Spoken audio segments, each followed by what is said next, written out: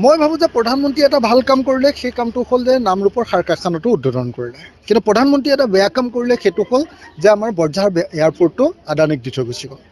আদানীক দিয়াৰ পৰাই আপোনালোকে দেখিছে যে 50 বছৰলৈ আদানীক দি দিলে। আদানীক দিয়াৰ পৰা এয়াৰপৰ্টত আপোনাৰ ফ্লাইটৰ দাম বাঢ়ি গুচি গ'ল। ফ্লাইটৰ টিকেটৰ দামটো সাংঘাতিক বাঢ়ি গুচি গ'ল। আপোনালোকে নিশ্চয় দেখিছে চব বস্তু। এতিয়া তাত লেণ্ডিং কৰিলে আপোনাৰ বিমান এখনৰ ভাড়া বাঢ়ি গুচি গ'ল। আপুনি আগতে টেক্সিত লৈ গ'লে যিমান ভাড়া লয় পাৰ্কিং চাৰ্জ তাত বাঢ়ি গুচি গ'ল। চব বস্তুৰে আপোনাৰ বস্তু অনাৰ ক্ষেত্ৰত দাম বাঢ়ি গ'ল। মানে বিমানৰ ভাড়া বৃদ্ধি কৰি দিলে। আৰু মোদী ডাঙৰীয়াই এনেকৈ আদানীক আমাৰ এয়াৰপৰ্টটো দি দিয়াৰ কাৰণে আমি অসন্তুষ্ট।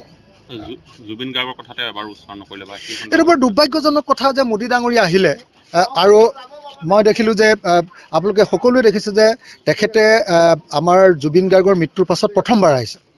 প্ৰথমবাৰ অহাৰ পাছত জুবিন গাৰ্গৰ সম্পৰ্কে এটা শব্দ নক'লে। আমিতো আশা কৰিছিলোঁ যে তেওঁ জুবিন গাৰ্গৰ পৰিয়াললৈ যাব, তেওঁলোকক মাত পাতিবলৈ ঘৰলৈ যাব। আমি আশা কৰিছিলোঁ যে জুবিন ক্ষেত্ৰলৈ যাব সোণাপুৰ। কিন্তু সেই সোণাপুৰলৈ জুবিন ক্ষেত্ৰলৈ যোৱাটো বাদেই দিয়ক, দুৰ্ভাগ্যজনকভাৱে তেখেতে এবাৰৰ কাৰণেও জুবিন গাৰ্গৰ নামটো তেখেতে উল্লেখ নকৰিলে। এইটোৱে প্ৰমাণ কৰে যে জুবিন গাৰ্গক লৈ এওঁলোকৰ ফবিয়া আছে। এওঁলোকে জুবিন গাৰ্গৰ ইছ্যুটো তল পেলাব খোজে।